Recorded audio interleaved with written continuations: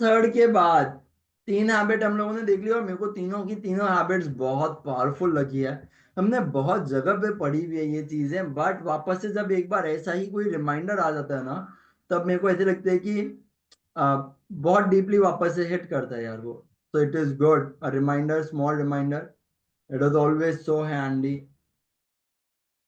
Fourth, think win-win. तो author ऐसे बोलते हैं कि देखो हम लोग, ये यहाँ पे भी एक ऑथर ने बहुत अच्छी चीज बोली है, बहुत अच्छी चीज। नहीं, ऑथर क्या बताते हैं? ऑथर बताते हैं कि आप लोग जो है कभी भी, आप लोग कभी भी जब बॉर्न होते हैं ह्यूमन बींग्स, तब पूरे कभी भी इंडिपेंडेंट नहीं होते। वो लोग क्या होते हैं स्टार्टिंग के अंदर? डिपेंडेंट।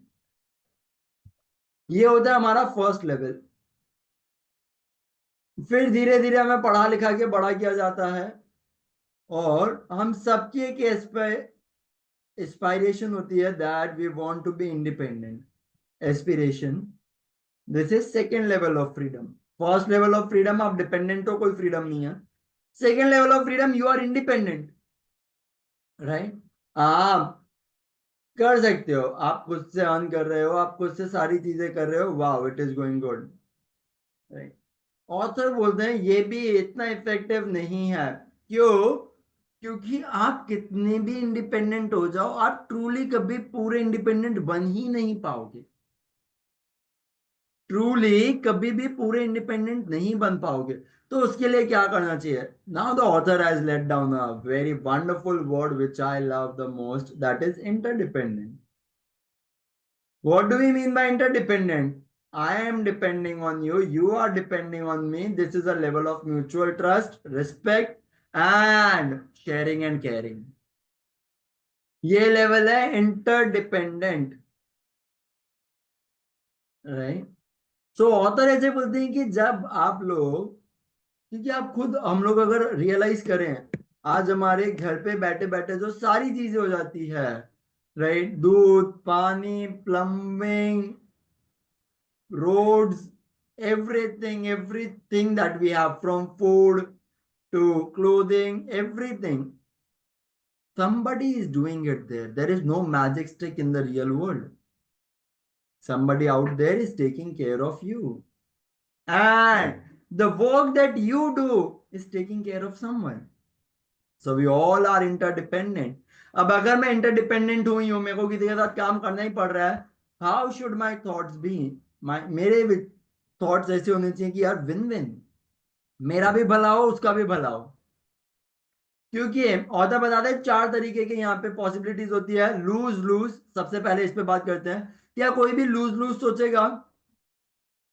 नहीं, वो तो एकदम ही क्या बोलते हैं, स्टुपिडिटी हो गई है। खुद का भी करवा रहे हो, दूसरों का भी घाटा करवा रहे हो। लेवल 2, विन लूज, मैं जीत जाऊं, सामने वाला हार जाए।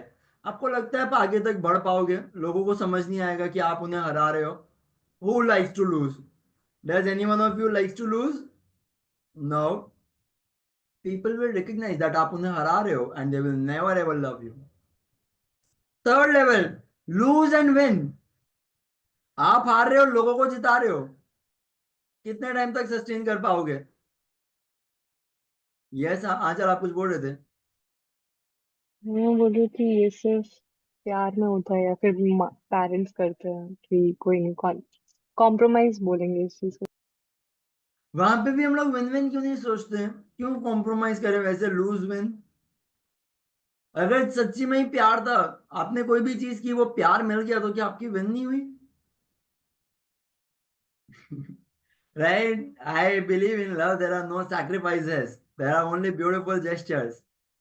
पर अगर आप लूज विन करते हो, जहां पे आप लोग कोई ऐसी चीज कर रहे हो जो आपको पसंद नहीं, आप बार बार हार रहे हो ताकि कोई और जीत पाए, आप अपनी मेंटल हेल्थ को बहुत डिटोरिएट कर दोगे, आप अपने सेंस ऑफ बीइंग को बहुत डिटोरिएट कर दोगे, आप अपने सेल्फ रिस्पेक्ट को इतना डिटोरिएट कर दोगे दैट थोड़े ही टाइम में आप सामने वाले को भी जिता नहीं पाओगे। तो ऑथर बोलते हैं ना, खुद को हराना है ना लोगों को हराना है, खुद को भी जीतना है और लोगों को भी जिताना है, right. So think win win. ये थिंक विन विन से मेरे को एक डॉक्टर वेलुमनी, शायद आप लोगों ने नाम सुना होगा, साउथ के अंदर एक ब्रांड है Thyrocare private limited, Thyrocare limited not private, my bad, Thyrocare. बहुत बड़ी लैब टेस्टिंग की ब्रांड है, बहुत ही ज्यादा बड़ी, right. He is that person जो रैक्स टू रिचेस वाली स्टोरी को फिट करते हैं। He only had 400 rupees and today he is having an empire of 4000 crore, right. तो 400 से जो पीछे आगे के 10 जीरो और लगाए हैं 4000 करोड़ तक पहुंचने के लिए, बहुत ही ज्यादा अमेजिंग स्टोरी रही है इनकी। डॉक्टर वेलुमनी सर की एक लाइन थी, मैंने अभी उनका रिसेंटली पॉडकास्ट सुना था, और 4-5 साल पहले मैं बहुत नसीब वाला था, मेरे को अपॉर्चुनिटी मिली थी कि मैं उनसे लाइव फेस टू फेस बात कर पाऊं। तो वेलुमनी सर ने एक लाइन बोली थी, हमारे पूरे मतलब जितने भी हम ग्रुप में बैठे थे, उन्होंने बोला था, जो जीतना चाहता है वो फिर भी शायद कभी कभी हार सकता है, जीतने वाला फिर भी कभी कभी हार सकता है, लेकिन जिताने वाला कभी नहीं हारता।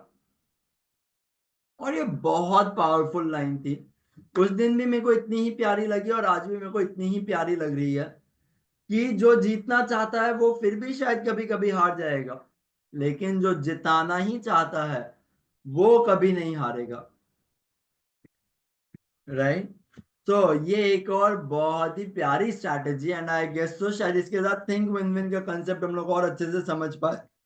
Is having any doubt in think win win? बोलो भाई, कौन यहाँ से, यहाँ पे ऐसा लग रहा है किसी को कि नहीं नहीं नहीं, दोनों नहीं जीत पाएंगे, एक को तो हराना पड़ेगा भैया? एनीवन? नो? वाह। So this was about think win win.